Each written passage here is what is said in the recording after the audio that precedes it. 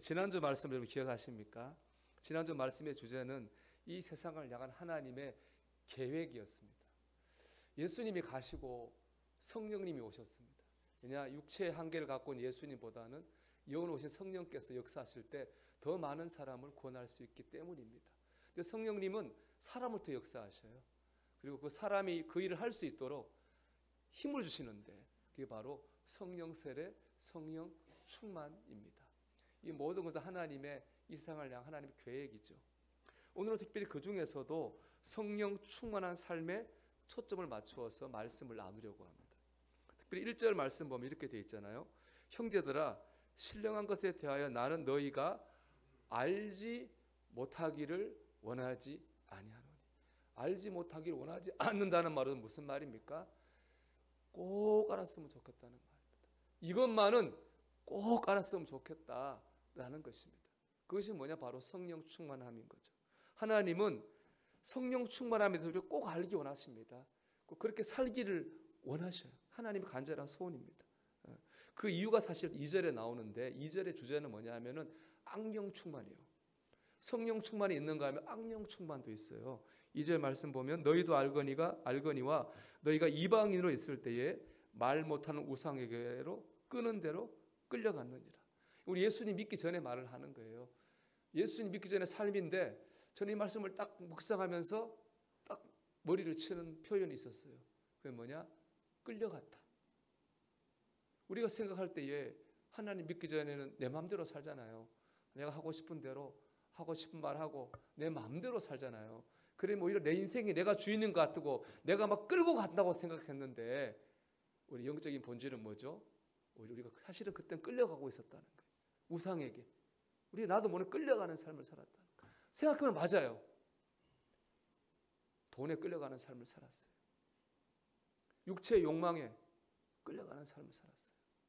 내 안에 있는 미움과 분노와 원망과 부정적 감정에 지배당하고 끌려가는 삶을 살았어요. 다른 사람이 나를 어떻게 볼까? 어떻게 생각할까? 다른 사람의 시선에 끌려가는 삶을 살았어요. 나는 내가 끌고 가는 줄 알았는데 아니었다는 거예요. 우리는 끌려가는 삶을 살았다고. 근데 안타까운 건 뭔지 아세요? 예수 믿은 다음에도 아직 옛 습관을 버리지 못하고 여전히 우리는 끌려가는 삶을 살고 있을 수도 있다는 거예요. 여전히 돈에 끌려가고 여전히 성공에 끌려가고 여전히 내 안에 욕망에 끌려가고 내 안에 부정적 감정에 끌려가는 그런 삶을 살고 있지는 않습니까? 우리가 성령 충만을 받아야 될 이유가 바로 여기에 있습니다. 우리가 이건 아니잖아요. 예수 믿기 전 그런 똑같은 삶을 살라고 구원받은 것은 아니잖아요. 여전히 끌려당하고 지배당하는 삶이 아니라 이제는 하나님 안에서 참 평안과 기쁨을 얻는 삶을 살라고 주님께서 우리를 구원하신 줄 믿습니다. 그전에는 그런 게 없었거든요. 끌려가는 삶을 살 때는 그런 참 평안과 참 기쁨이 없었거든요. 이제 예수 믿었기 때문에 그런 삶을 살아야 되는 거예요.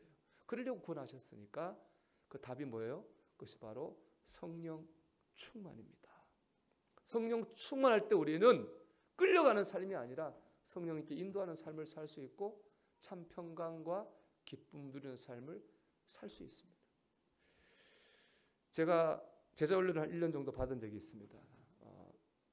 그 제자훈련의 최종적인 목표는 뭐냐? 성령 충만한 삶이에요. 그 제자훈련이 추구하는 최고로 훌륭한 삶은 성령 충만한 삶이었어요. 그 제자훈련 가운데 성령 충만한 삶을 이렇게 표현했어요. 인류 그리스도인. 그러니까 그리스도인 우리 세상에도 3류, 2류, 1류 있잖아요. 신앙생활도 3류가 있고 2류가 있고 1류가 있다는 거예요. 3류는 어떤 사람이냐? 양다리를 걸치는 사람이에요. 세상과 신앙 왔다 갔다 해요. 여기 교회당에 몸은 와 있는데 머리는 세상 생각으로 가득해요. 누구 만나고 뭐 놀고 뭐 하고 양다리는 거죠. 2류 신앙인은 교회 열심히 나와요. 근데 2류 신앙인의 특징은 뭐냐? 초점이 자기 자신에게 맞춰져 있어요. 내가 좀 열심히 예수 믿고 봉사하고 하면 자기 믿음이 되게 좋은 것처럼 느껴져요. 그리고 난 곧 죽어도 천국 갈 것 같아요.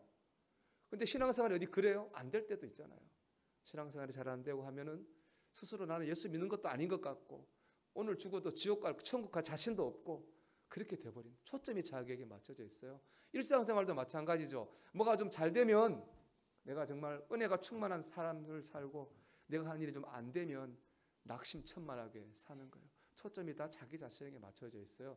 이루 신앙이죠. 그러나 인류 그리스도인은요, 하나님께 초점을 맞춥니다. 신앙생활이든 일상생활이든 잘 될 때 안 될 때 있지만 그 모든 순간에 하나님께 맡기고 하나님을 의지합니다. 하나님과 동행합니다. 하나님과 동행하는 것 때문에 평안을 얻고 기쁨을 얻고 힘을 얻는 거예요. 미국의 풀러 신학교에 존 윈버라고 교수님이 있습니다. 이번에 성령 충만한 삶을 사모했는데 교수님이나 직함에 어울리지 않게 성령 사역을 합니다. 치유 사역하고 기도 사역하는데 이분 어느 감리교회에서 이제 집회를 했어요. 기도했는데 그날 기도한 사람 다 나았습니다. 놀라운 역사가 나타나가지고 다 나았어요. 근데 그 다음날 또 집회를 했거든요. 그날은 한 명도 안 났는 거예요. 한 명도 어떤 역사가 일어나지 않았습니다. 이걸 본 앤디 클락이라고 하는 사람이 그 존 윈버 교수에게 물었습니다. 교수님, 왜 이런 일이 일어난지 이해가 안 됩니다. 똑같은 사람이 똑같은 집회를 했는데 어제는 기도하는 족족 다 나왔는데 오늘은 아무 일도 일어나지 않습니까? 라고 물었어요. 그랬더니 그 존 윈버 교수님이 이렇게 대답했습니다. 어젯밤 모든 사람이 치유받은 것을 본 후 나는 위대한 일을 했어. 혹은 나는 위대한 하나님의 사람이야 라고 생각하며 잠자리에 들지 않았습니다. 그리고 오늘 밤 나는 엄청난 실패자야 라고 생각하며 잠자리에 들지 않을 것입니다. 어제나 오늘이나 제가 한 일이 아니기 때문입니다. 저는 내일도 잠자리에서 깨면 성령의 일하심을 따라 사람들을 위해 또다시 치유 기도를 할 것입니다. 무슨 일이든 잘 될 때도 있고 안 될 때도 있습니다. 중요한 건 그 모든 순간에 성령님과 동행하는 것입니다. 다른 사람이나 세상 일이나 혹은 내 자신에게 끌려다니지 않고 성령님을 의지하고 성령님의 인도함을 받으며 사는 겁니다. 그런 중에 평안을 얻고 위로를 얻고 힘을 얻고 기쁨을 누리며 살아가는 것, 이 바로 인류 그리스도인이고 성령 충만한 삶입니다.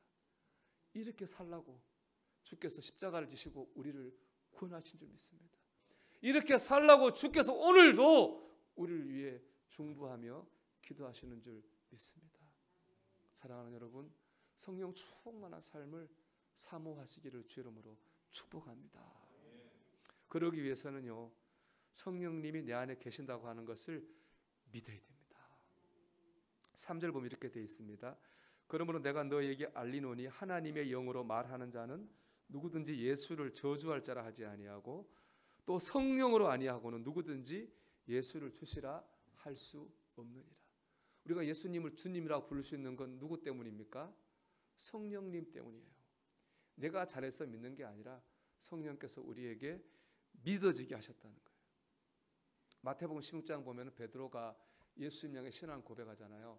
주는 그리스도시요 살아계신 하나님의 아들입니다. 멋진 정답을 고백했죠. 그 고백을 들은 주님이 이렇게 말씀하셨어요. 바요나 시몬아, 내가 복이 있도다. 이를 내게 알게 아니라 혈육이 아니요 하늘에 계신 내 아버지시니라. 베드로가 잘나서 누구 때문에 그런 고백한 게 아니에요. 하나님께서 베드로의 믿음을 주셨기 때문에 그런 고백을 할 수 있었습니다. 우리가 믿는 게 아닙니다. 믿어지는 겁니다. 세상 사람들이 안 믿는 게 아닙니다. 못 믿는 겁니다. 왜냐? 믿어져야 믿을 수 있거든요. 안 믿어지면은 못 믿는 게 신앙이고 주님입니다. 우리가 믿을 수 있는 것은 우리는 믿어진 은혜를 받았기 때문입니다. 좀이라도 믿어지니까 오늘 교회 나온 거고 예배 드리고 있는 거죠. 이걸 오늘 말씀을 적용한다면은 성령이 내 안에 계신 겁니다. 역사하신 겁니다. 그냥 성령의 역사하셔서 믿어지니까요. 여러분, 성령 여러분 안에 계신가요? 계십니다. 존 메가더 목사님 말입니다. 진정한 믿음은 사람의 마음속에 있는 성령의 역사입니다. 그것은 사람이 자기 의지대로 만들어낼 수 있는 것이 아닙니다. 믿음은 성령님의 역사입니다. 그렇다면 이 안에 성령님이 계신 거예요. 우리가 왜 성령의 경험을 못하는지 아십니까? 왜 은사를 경험하지 못하고 이런 성령 충만한 삶을 살지 못하는지 아십니까? 믿지 않기 때문에 그래요. 성령이 지금 내 안에 계시고 나는 역사하시지.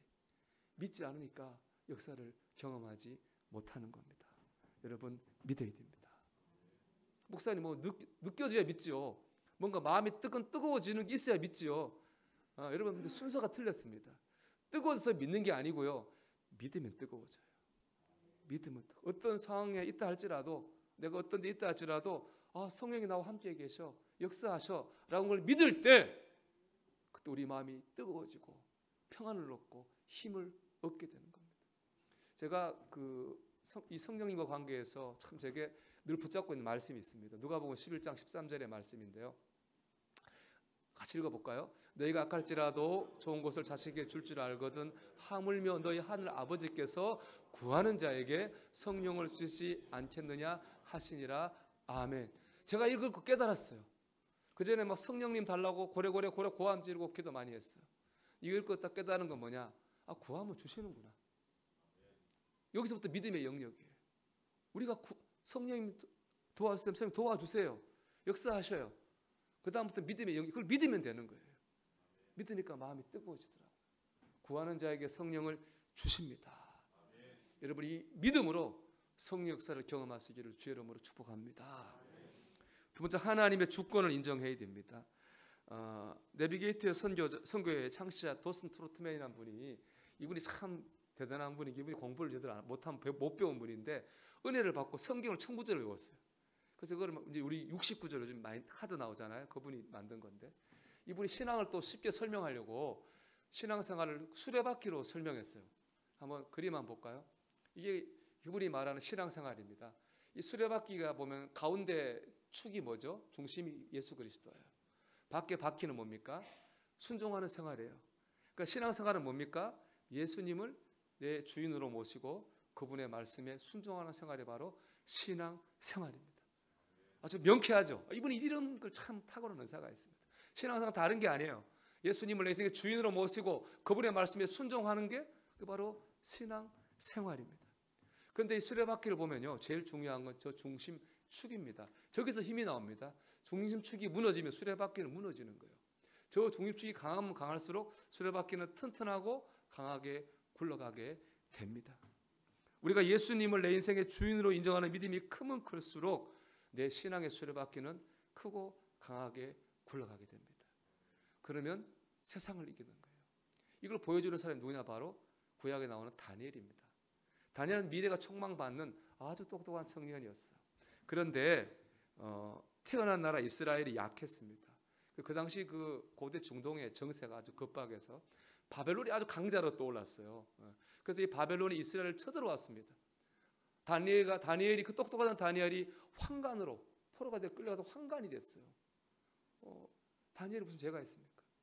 힘없는 나라에 태어난 죄죠. 역사 시대가 그런 거죠. 어떻게 보면 다니엘의 인생은 역사의 수레바퀴에 깔린 것처럼 그렇게 보였습니다. 그런데 다니엘은 역사의 수레바퀴에 깔려 망하지 않았어요. 혼란한 시대에 자기의 신분으로 인해서 낭망하지 않았어요. 오히려 그의 능력을 때문에 왕조가 3번 바뀌는 동안에 승승장구하는 삶을 살았습니다. 그가 역사의 수레바퀴에 깔리지 않았던 것은 자기의 신앙의 수레바퀴를 힘있게 굴렸기 때문에 그렇습니다. 다니엘서 우리 1장 우리 1절 2절인데요. 유다 왕 여호야김이 다스린 지 3년 되는 해에 바벨론 왕 느부갓네살이 예루살렘에 이르러 성을 에워쌌더니 주께서 유다 왕 여호야김과 하나님의 전 그릇 얼마를 그의 손에 넘기심에 그것을 가지고 신할 땅 자기 신들의 신전에 가져다가 그 신들의 보물 창고에 두었더라. 유다 왕 여호야김은 18번째 왕인데 이때 바벨론이 처음 쳐들어왔어요. 이스라엘이 완전히 망했죠. 뭐였냐? 그 느부갓네살이 해서 성전에 있는 성물들 있잖아요. 가서 우상 섬기는 신전에 가져갔어요. 너희 우신 항복했다 이거죠. 우리를 말하면 십자가를 떼가 절에 가져간 거예요. 참담한 일이죠. 정말 참담한 일이죠. 그때 그리고 다니엘이 포로로 끌려갔어요. 좋은 일 하나도 없죠. 성물은 뺏기고 포로로 끌려가고 비극의 비극뿐이에요. 그런데 1장 2절 말씀 볼까요? 다니엘이 이렇게 다니엘서 고백하고 있어요. 1장 2절의 첫 구절인데요. 뭐라고 되어 있습니까? 주께서. 비극의 비극뿐인데 이걸 누가 한 거라고요? 주님이 했다는 거예요.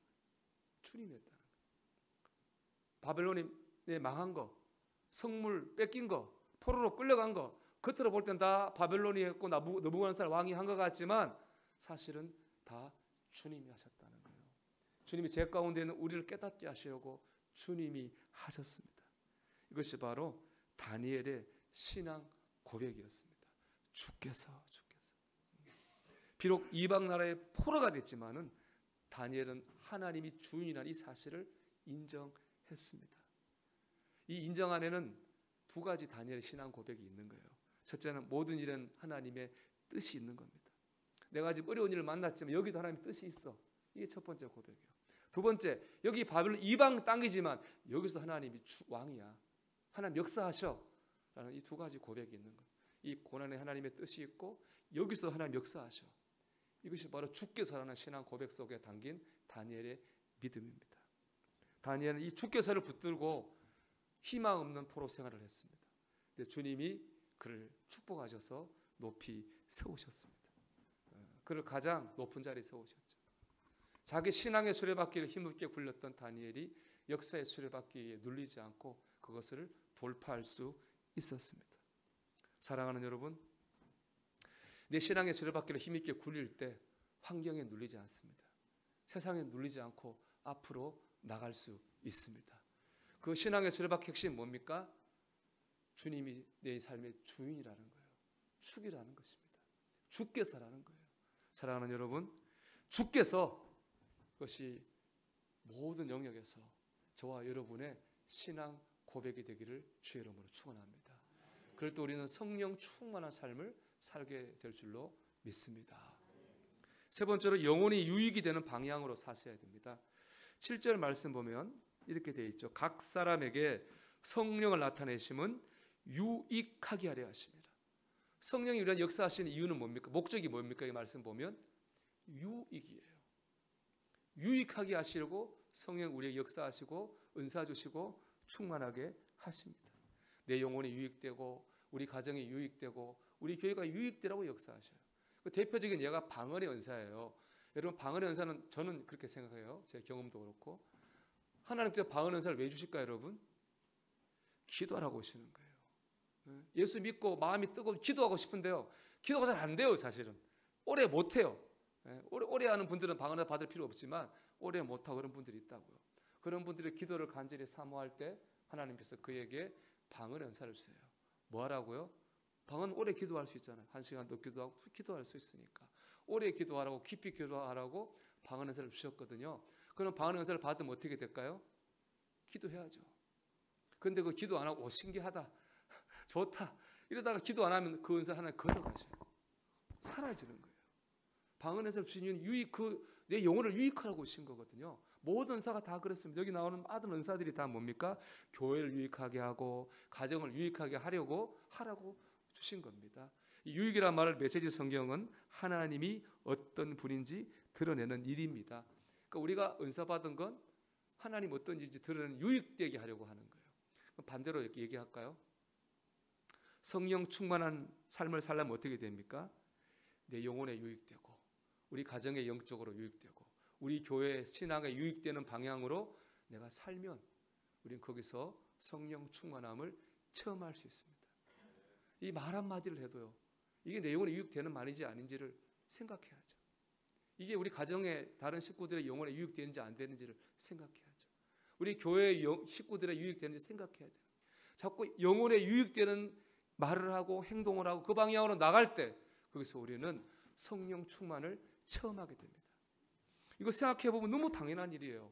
여러분, 일주일 내내 세상 노래만 들었어요. 요즘에 옛날 잡초인가 뭐 그런 노래 갑자기 생각이 나는데 세상 노래만 들었다고 쳐요. 여러분, 이쪽 사람들은 일주일 내내 찬양만 들었어요. 어떤 사람이 성령 충만하겠어요? 찬양 들은 사람이 성령 충만하겠죠. 이건 너무 당연한 일입니다. 그런데 우리가 영적인 유익을 생각하지 않고 세상적으로 살면서 마음으로는 성령 충만하고 싶다?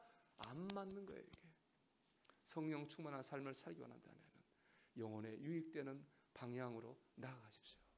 여러분, 거기서 성령 충만한 은혜를 체험하게 될 줄 믿습니다. 하나님은 우리가 성령 충만하게 살기를 원하십니다. 예수 믿고 매일 불행하고 매일 한숨 쉬고 매일 낭만 아니잖아요. 주님 요한복음 10장 10절에서 말씀하셨잖아요. 내가 온 것은 양으로 생명을 얻게 하고 더 풍성히 얻게 하려는 것이라. 우리가 풍성한 삶을 살기 원하십니다. 믿으십시오.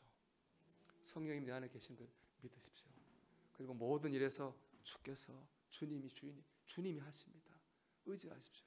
그리고 이 한 주간에 뭘 하더라도 어떻게 하면 내 영혼에 유익이 되는 걸 하십시오. 그럴 때 우리가 하나님 원하시는 대로 시시한 신앙생활이 아니라 성령 충만한 하루하루를 살아가게 될 줄로 믿습니다.